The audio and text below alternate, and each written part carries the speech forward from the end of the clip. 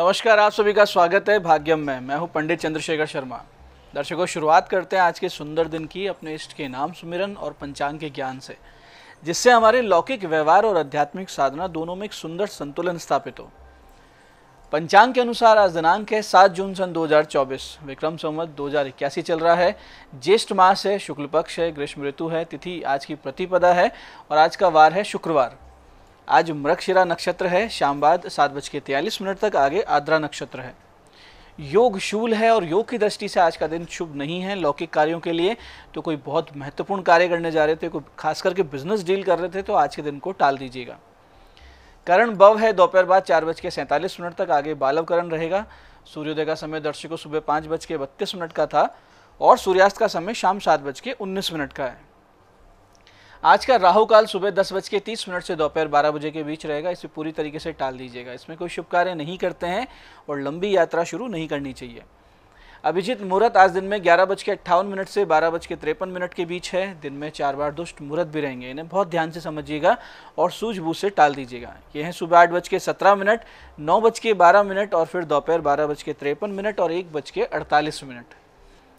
आज का दिशाशूल दर्शकों पश्चिम दिशा में है। तो पहले कोशिश तो यही कि पश्चिम दिशा की यात्रा को आप टाल दें, लेकिन जाना बहुत जरूरी है, अनिवार्य रूप से आज ही आपको इस तरफ यात्रा करनी है। तो इसका छोटा सा परिहार करें। परिहार इस प्रकार होगा कि थोड़ा सा राई या जौ के दाने खाकर पहले 5 कदम पीछे चलें, अपने हृदय में अपने इष्ट का ध्यान करते हुए, उनको स्थापित मानते हुए, उनसे प्रार्थना करके और फिर इस दिशा की यात्रा करें। तो यात्रा बहुत सुंदर सुगम रहेगी, दिशाशूल नहीं लगेगा।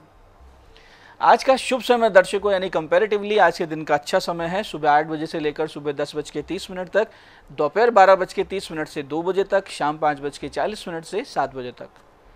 आज की चंद्र राशि दर्शकों वृष है। सुबह 7:56 तक आगे चंद्रमा मिथुन राशि में यानी बुध की राशि में प्रवेश कर जाएंगे, जिससे आज का दिन सभी 12 राशियों के लिए कुछ इस प्रकार रहने वाला है। सबसे पहले बात करते हैं मेष राशि की। तो मेष राशि वालों को अपने अति आत्मविश्वास पर रखना है नियंत्रण। वहीं वृष राशि वालों को मिलेगा बड़ा धन लाभ का अवसर और मिथुन राशि वाले आज पूरा दिन रहेंगे डबल माइंडेड, कभी क्या ख्याल आएगा, कभी क्या विचार आएगा।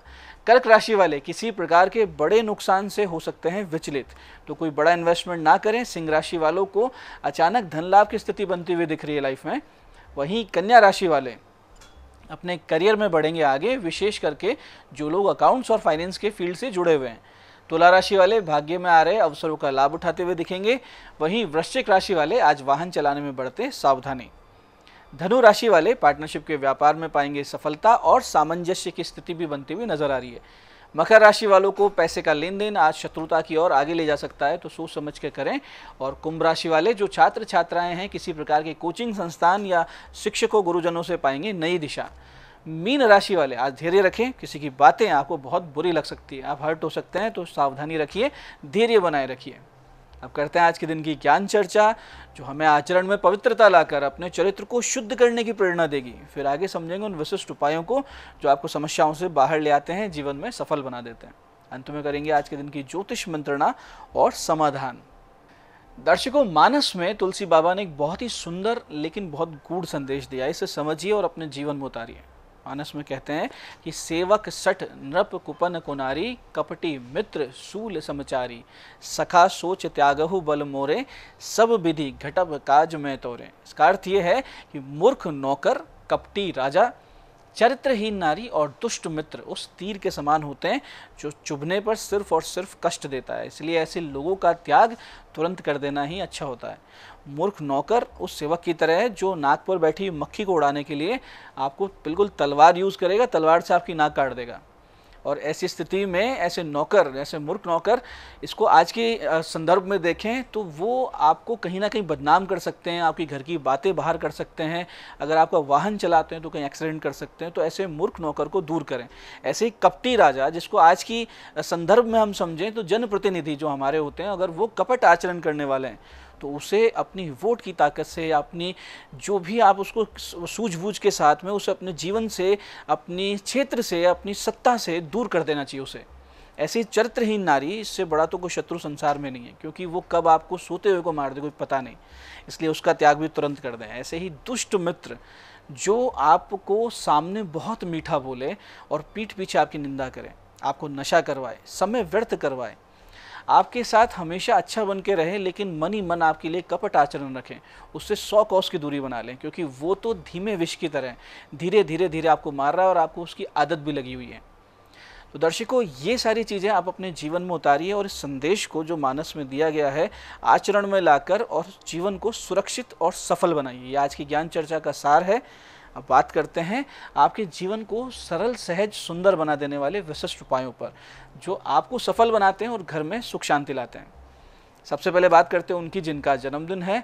तो आप सभी आज सुबह 11:30 पर भगवान शिव जी पर मीठे दही और तीर्थ जल से अभिषेक करें। शाम बाद निर्धनों को चावल वितरित करें। तो ये थोड़े थोड़े छोटे से काम हैं दोनों, इनको करने से आने वाला वर्ष बहुत ही सुंदर बीतेगा, इसमें कोई संदेह नहीं। ऐसे दर्शकों, जब आपकी ग्रह दशा अत्यंत ही विपरीत चलने लगे और आप देखें कि ग्रह उपाय भी कर लिए हैं, वास्तु भी ठीक करा ली, लगातार उपाय करते जा रहे हैं, लेकिन समस्याएं जस की तस बनी हुई है, असफलता हाथ धो के पीछे पड़ चुकी है, सफलता बिल्कुल नहीं मिल रही जीवन में, ऐसी स्थिति में आप फंसते हैं, तो नवग्रह शांति एक साथ करवानी चाहिए। नवग्रह शांति एक साथ करवाएंगे तो आपके जीवन में कुछ भी उल्टा सीधा चल रहा है वो थोड़ा सा शांत होगा। सक्षमता हो तो साथ साथ में रुद्राभिषेक भी करवाएं, नहीं तो आप स्वयं नित्य एक समय पर एकदम सटीक समय रखें, गंगा जल मिला हुआ जल शिवलिंग पर अभिषेक करें और महामृत्युंजय का जाप करें। ये लघु एक अभिषेक हो गया एक तरीके का, ये भी आपके बिगड़े हुए भाग्य को पूरी तरीके से संवार सकता है। इसके अलावा कुछ छोटे छोटे नियम बना लीजिए। जीवन में नियम बनाएंगे तो निश्चित रूप से समय बदलेगा। नियम मानने वाले का मान भी होता है। जैसे कि प्रातः मुँह अंधेरे एक फिक्स टाइम रखिए, टाइम एकदम फिक्स रहे। चींटियों के बिल के पास भुना हुआ आटा, जिसमें बाजरा, जौ, उड़द का आटा अवश्य हो, देसी शक्कर यानी गुड़िया खांड हो और नारियल का हल्का सा तेल मिला हुआ हो, तो वो वहाँ बिल के पास डाल दिया करें। सुबह मुँह अंधेरे करें, सूर्योदय से पहले, टाइम रोजाना का फिक्स रहे। ऐसे ही पहली रोटी गौ माता की और अंतिम श्वान की अवश्य रखें। माताएं बहनें जो रसोई में काम करती है तो अग्नि को भोग देना शुरू करें नित्य। अपनी थाली लेकर जब आप बैठे भोजन करने के लिए, उसमें गवग्रास नित्य निकालें। कौवों के लिए एक टुकड़ा अवश्य भोजन में से निकालने की आदत बनाएं। ऐसे अपने कुल देवी देवता, अपने पितृगणों को उनके जैसा उनका स्वभाव है, जिस प्रकार की आपकी कुल की परंपरा है, उसके अनुसार उनको भोग तर्पण समय समय पर करते रहें। इसके साथ साथ अतिथि सेवा निश्चित रूप से करें। अतिथि हमारे यहाँ नारायण का स्वरूप माना जाता है।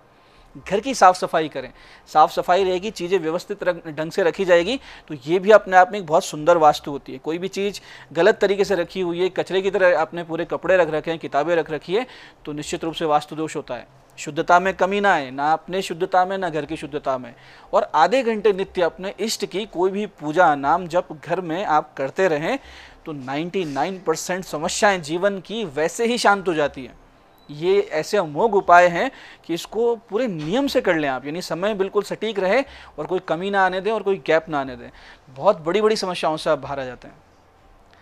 ऐसी दर्शकों, धन की कमी होना या कहें कि निर्धनता आज के इस दौर में, आज के इस युग में बहुत बड़ा अभिशाप होता है। आपके पास में धन नहीं है तो समझिए संसार में ना कोई आपका है ना आप किसी के हैं। धन भाग्य में लिखा होता है और धन भाग्य में लिखा होगा तो अवश्य आएगा। अभी नहीं तो थोड़ा देर से आएगा, लेकिन प्रारब्ध बहुत ज़्यादा दोषपूर्ण है और धन आगमन में कठिनता है। तो ऐसी स्थिति में साधना के द्वारा, जप तप के द्वारा भाग्य प्रारब्ध को बदलना चाहिए। इसके लिए आवश्यकता होती है दृढ़ इच्छा शक्ति की और सही दिशा की। तो दिशा आपको हम दे रहे हैं बहुत ही सुंदर तरीके से, इच्छा शक्ति दृढ़ आपको प्रबल रखनी है। इस समस्या के लिए आप कीजिए माता आदिशक्ति का एक छोटा सा लघु अनुष्ठान। करना सिर्फ ये है कि पंचोपचार से पहले भगवती का नित्य पूजन करें। लाल वस्त्र आपको पहनने हैं, लाल ही आसन रहेगा और रुद्राक्ष या लाल चंदन की माला होगी इस जप के लिए। और इस मंत्र की कम से कम 5 माला का जप आपको नित्य करना है। ज़्यादा करेंगे तो और अच्छा है। जब से पहले गणेश पूजन, गुरु पूजन, शिव पूजन अवश्य हो और फिर इसकी 5 माला आप करने लगें। ज़्यादा करेंगे ज़्यादा लाभ है। 12,500 जप पूरे होने के बाद से ये मंत्र स्पष्ट प्रभाव देने लगेगा और जितने समय आप करते रहेंगे उतनी ही आपकी उत्तरोत्तर तरक्की होती रहेगी। तो जो मंत्र जाप करना है ध्यान से समझिएगा। मंत्र इस प्रकार है, ओम सर्व बाधा विनिर्मुक्तो धनधान्य सुतान्विते मनुष्यो मत प्रसादेन भविष्यति न संशये। फिर से समझते हैं, ओम सर्व बाधा विनिर्मुक्तो धनधान्य सुतान्विते मनुष्यो मत प्रसादेन भविष्यति न संशये। इस अनुष्ठान से आपको जबरदस्त लाभ होगा।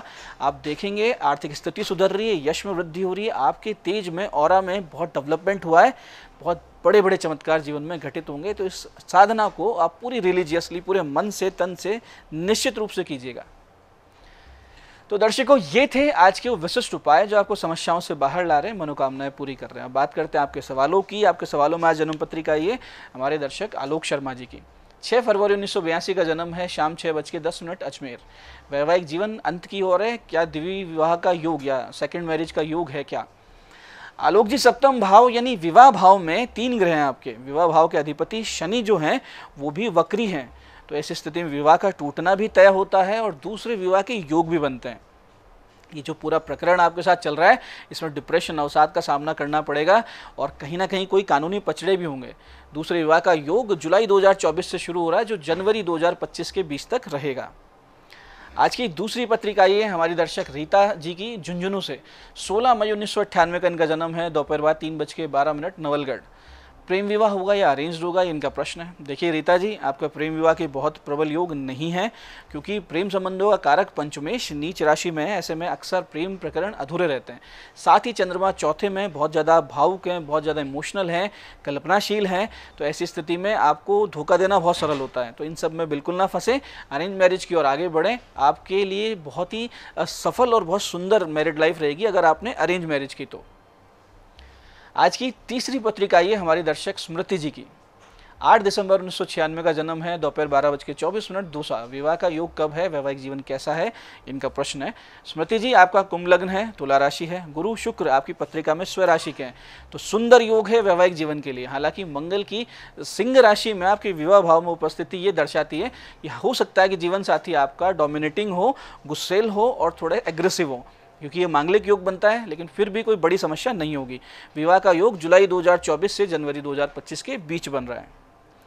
मैं पंडित चंद्रशेखर शर्मा ये आशा करता हूं कि आप आज के बताए उपायों को सही विधि, सटीक समय, अटूट श्रद्धा से करेंगे और आपको पूरा लाभ होगा। और जो ज्ञान चर्चा, जो सत्संग हमने किया, इसे आप अपने जीवन में उतारेंगे और धीरे धीरे जीवन को शिवमय, सत्यमय और आनंदमय बनाएंगे।